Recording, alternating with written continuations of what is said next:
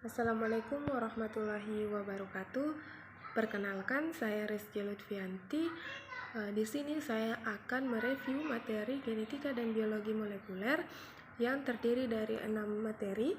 Di sini saya akan menjelaskan materi pertama, yaitu evolusi dan perkembangan makhluk hidup. Kita harus mengetahui terlebih dahulu apakah itu evolusi.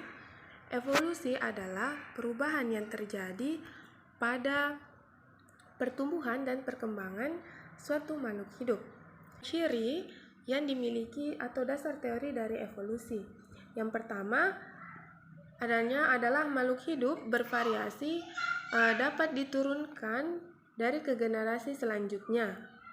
Yang kedua itu setiap populasi cenderung bertambah banyak. Ketiga, fakta bahwa pertambahan populasi itu tidak berjalan secara terus-menerus.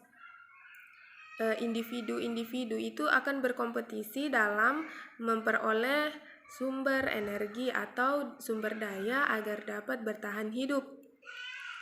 Terus selanjutnya itu dapat memungkinkan mereka dapat bertahan hidup dan bereproduksi dalam keadaan lingkungan tertentu. Dan yang terakhir itu adalah akibat dari seleksi alam itu sendiri.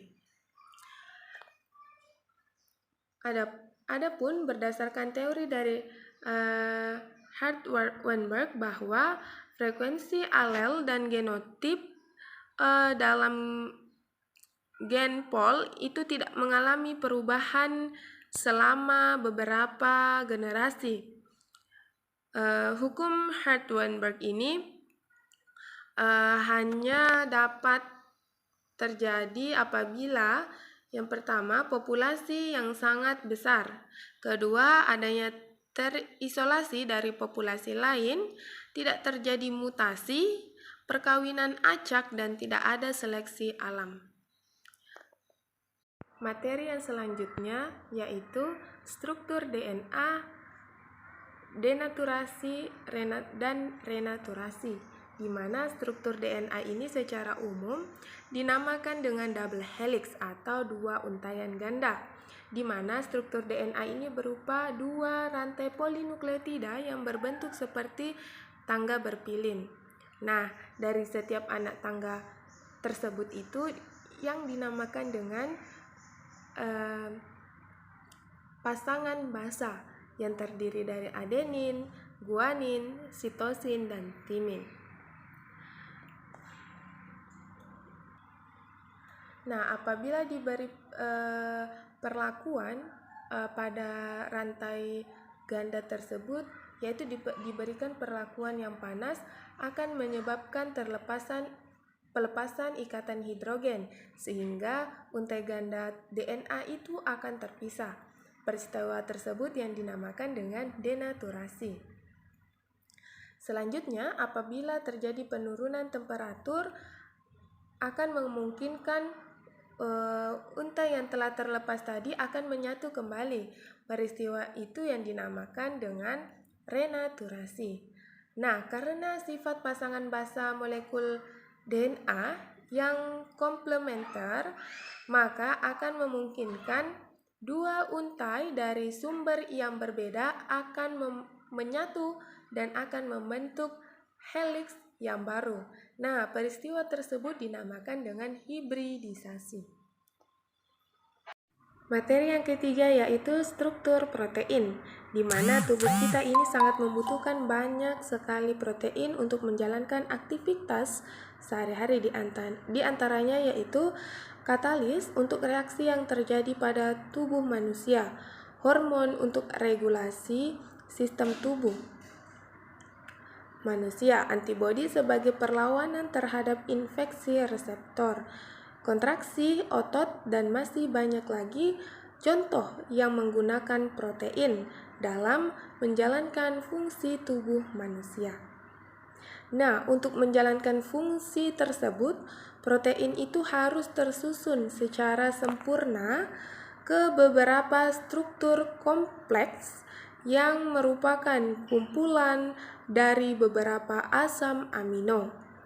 Asam amino ini terdiri atas gugus atau grup karboksil dan amina dan rantai sampingnya, merupakan nomor atau suatu unsur dasar yang membentuk molekul yang lebih kompleks, yaitu protein sebagai polimernya. Bentuk kompleks dari protein itu terdiri ada 4.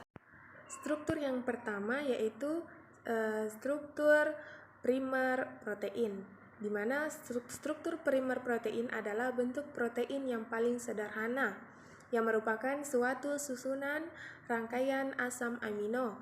Struktur primer ini memiliki ikatan peptida sebagai pengikat asam amino satu dengan yang lainnya. Nah, karakter dari ikatan peptida ini adalah partisial double bond atau yang bersifat rigid atau kaku, dan planar yang umumnya berbentuk transconfiguration dan merupakan struktur yang tidak memiliki muatan tetapi memiliki polaritas. Yang kedua adalah struktur protein sekunder yang terjadi karena adanya interaksi antar molekul asam amino yang ada dalam struktur tersebut. Interaksi tersebut bisa terjadi antara atom oksigen dengan atom hidrogen dari senyawa yang berbeda. Hal tersebut dapat menyebabkan rantai protein berbentuk melingkar yang disebut dengan alpha helix. Ikatan yang berperan dalam pembentukan struktur hidrogen adalah ikatan hidrogen yang terjadi antara gugus-gugus amina dengan atom hidrogen pada rantai samping asam amino. Nah, interaksi hidrogen tersebut dapat membuat bentuk struktur yang menyerupai lipatan seperti di bawah yang disebut dengan beta sheet. Yang ketiga yaitu struktur tersier protein. Struktur tersier protein ini merupakan gabungan dari beberapa struktur sekunder, yaitu gabungan dari alpha helix tadi dan beta sheet. Oleh karena itu, jika protein tersebut bergabung, maka terbentuklah struktur sekunder tadi. Nah, yang keempat itu adalah struktur quaterner protein, yang merupakan interaksi ikatan hidrogen dan sulfida yang terjadi dalam beberapa untaian. Nah, struktur dari quaterner tersebut berperan dalam aktivitas biologis protein yang dapat rusak atau berubah bentuk akibat proses dari pemanasan atau adanya paparan zat asam maupun basa. Selanjutnya yang materi keempat yaitu organisasi genom prokariotik, di mana organisasi genom prokariotik ini merupakan organisme yang tidak memiliki membran inti maupun organel bermembran di dalam selnya. Kelompok dari prokariot itu sendiri terdiri dari ganggang hijau, biru, dan bakteri. Umumnya, prokariot ini memiliki struktur sel yang lebih sederhana dibandingkan dengan eukariot. Begitu pula dengan struktur organisasi genomnya. Prokariot itu merupakan genom yang lebih sederhana yang mencakup seluruh materi genetik yang ada pada suatu sel. Informasi genetik tersebut tersusun atas molekul DNA dengan struktur double helix dan membawa sifat yang akan diturunkan pada keturunan berikutnya. Materi genetik prokariot itu tidak dibungkus oleh membran nukleus yang mengakibatkan tidak adanya organel nukleus, namun hanya terletak pada lokasi tertentu pada sitoplasma. Prokariotik terdiri dari materi tambahan yang berupa plasmid. Plasmid ini tersusun atas molekul DNA rantai ganda dan juga menyimpan sifat-sifat tertentu. Namun plasmid ini tidak menyimpan informasi yang berguna untuk pertumbuhan dan perkembangan sel. Namun plasmid ini menyimpan informasi tambahan yang berupa sifat yang menyebabkan bakteri itu resisten atau tahan terhadap pengaruh antibiotik. Nah, cara kerja dari plasmid itu sendiri, yaitu apabila plasmid itu dikeluarkan dari sel prokariot itu, maka sel tersebut tidak akan mati, namun dia akan hidup normal. Tapi apabila materi genetik utama yang dikeluarkan dari sel organisme tersebut, maka akan mati. Pembuatan hormon insulin ini digunakan dengan bantuan bakteri, di mana gen penyakit hormon insulin ini disisipkan pada plasmid. Kemudian plasmid tersebut dimasukkan ke dalam sel bakteri. Akhirnya bakteri tersebut mampu menghasilkan insulin yang sangat penting bagi penyembuhan penyakit diabetes. Baik, materi yang selanjutnya yaitu organisasi genom eukariotik, di mana organisasi genom eukariotik itu merupakan organisasi yang memiliki inti sel, contohnya itu pada manusia, hewan yang memiliki sejumlah molekul DNA linear yang mengacu pada informasi genetik yang berupa kromosom, dan kadang-kadang itu memiliki DNA ekstra kromosom di dalam inti sel nuklir. Adapun mekanisme atau cara kerja pada pengemasan DNA eukariot itu, pertama, diketahui bahwa pengemasan DNA itu terjadi di dalam kromosom DNA utama pada sel eukariot yang dikemas dengan sistem yang sangat kompleks menggunakan protein histon yang terjadi pada 5 macam, yaitu H1, H2A, H2B, H3, dan H4, di mana protein histon ini akan dipintal pada suatu zat protein, yaitu sistem yang menjadi bentuk yang disebut dengan nukleosom. Nah, unit-unit nukleosom ini akan membentuk benang-benang yang lebih padat dan terpintal menjadi lipatan-lipatan solenoid. Yang ketiga, lipatan solenoid ini akan membentuk benang-benang kromatin. Nah, benang-benang kromatin itu akan membentuk suatu susunan yang disebut dengan kromosom. Nah, selanjutnya yaitu materi yang terakhir, yaitu dogma sentral, di mana dogma sentral adalah materi yang menjelaskan tentang proses perubahan gen dari DNA menjadi RNA dan menjadi protein. Dogma sentral ini juga menjelaskan bagaimana proses pembacaan materi genetik menjadi protein yang dapat berperan pada setiap tahap metabolisme di dalam tubuh makhluk hidup. Adapun mekanisme terjadinya dogma sentral yaitu yang pertama, ada replikasi, transkripsi, dan translasi. Nah, replikasi sendiri itu adalah proses penggandaan DNA untuk memperbanyak diri. Kemudian terjadi pada fase sintesis saat interfase pada saat sel akan membelah. 3 tahap replikasi DNA itu ada konservatif, semi-konservatif, dan dispersif.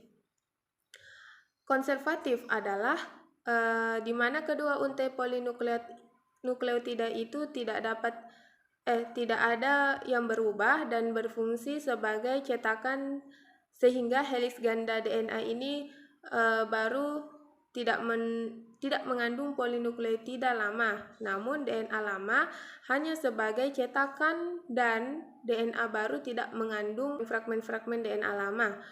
Yang kedua itu adalah semi-konservatif, di mana kedua untai polinukleotida ini berpisah dan masing-masing untai polinukleotida ini membuat untai polinukleotida baru sebagai pelengkapnya. Masing-masing itu yang menjadi cetakan DNA baru, sehingga diperoleh 2 heliks ganda DNA yang masing-masing mengandung satu untai polipeptida lama dan satu untai DNA baru yang berwarna ungu. Yang biru itu yang lama. Yang ketiga yaitu metode dispersif, di mana beberapa bagian untai polinukleotida lama ini secara tersebar berfungsi sebagai cetakan, kemudian masing-masing cetakan tersebut itu akan membuat bagian polinukleotida baru sebagai pelengkap pemisah. Hampir sama dengan semi konservatif, tapi hasilnya itu yang diperoleh dua heliks ganda DNA yang masing-masing mengandung molekul DNA lama dan DNA baru. Secara berselang-seling pada kedua polinukleotida, bedanya itu dari semi konservatif. Yang satu itu cukup untai lama saja dan untai baru, namun pada proses dispersif ini satu untai itu selang-seling, untai lama, untai baru, untai lama, dan untai baru. Selanjutnya yaitu enzim replikasi DNA, di mana terdapat 5 cara. Yang pertama ada helikase yang akan memutus ikatan hidrogen untuk membuka heliks ganda DNA. Kedua, RNA primase yang akan menggabungkan nukleotida RNA agar dapat membentuk primer. Yang ketiga ada DNA polimerase yang akan menggabungkan kembali nukleotida menjadi polimer DNA yang panjang. Keempat, DNA polimerase ini akan menyingkirkan nukleotida RNA primer dari ujung 5 dan menggantikannya dengan nukleotida DNA. Dan yang terakhir adalah DNA ligase yang akan menyambungkan fragmen-fragmen DNA atau fragmen Okazaki sehingga menjadi DNA yang utuh. Dan tahap yang selanjutnya yaitu transkripsi dan translasi. Transkripsi ini terjadi atas 3 tahap, yaitu inisiasi, elongasi, dan terminasi. Pada proses inisiasi ini terjadi pada proses RNA polimerase yang menempel pada untai DNA, tepatnya itu di promotor. Pada tahap elongasi, untai RNA melakukan pemanjangan RNA dengan arah 5 aksen ke 3 aksen. Selanjutnya pada terminasi transkripsi, yaitu di mana tempat berakhirnya transkripsi pada sekuens DNA yang disebut dengan DNA terminator. Yang terakhir yaitu tahap translasi, merupakan tahap sintesis polipeptida dengan kode mRNA yang dilakukan oleh ribosom dan tRNA yang memiliki triplet antikodon. Yang ketiga itu asam amino ditentukan oleh triplet kodon pada mRNA. Yang keempat, asam amino itu digabungkan dengan tRNA yang sesuai oleh enzim sintase RNA amino asil. Dan tahap translasi ini ada 3 juga. Yang pertama ada inisiasi, translasi, dan elongasi translasi. Pada tahap inisiasi translasi ini subunit ribosom ini berikatan pada mRNA di ujung 5 aksen yang dimulai dari kodon AUG atau kodon start yang disebut dengan meteorin.